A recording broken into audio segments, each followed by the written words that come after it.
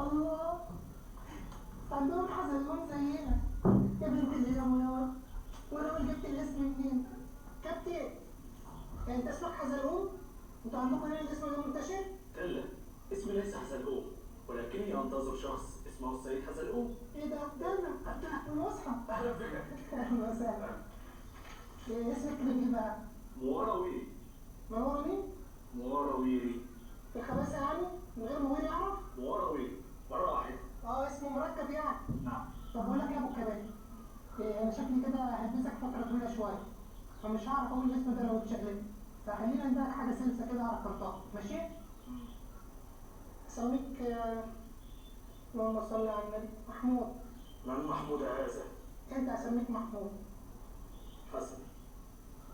مرحبا بك في تنزانيا. اهلا وسهلا. قول لي قبلك، هي تنزانيا دي تعتبر قارة ولا تعتبر قرية؟ تنزانيا ليست قارة ولا قرية. يعني مزيج؟ تنزانيا بلد. فهمت عليك. بلد زي دمياط، زي هي زي تأهيلية، صح؟ حاجات اهي؟ ايه ده؟ تنزانيا بلد وعاصمتها دار السلام. والمصحف؟ والمصحف. يا ولد بختك يا حزلقوم. يعني اسافر اليونان ادي نفسي بطيء، اسافر تنزانيا ادي نفسي دار السلام على رأي الناس. خلي لي البحث الى الفيش في الكركة ولا بالكده باين؟ نحن الآن لسنا في دار السلام، ولكننا بجانبها. يعني في الملك الصالح عند بتاع العصير اللي فوق النفق. هو انت بتاع العصير؟ طب وليه النفق فين يا عم؟ ابدأ وركز معي.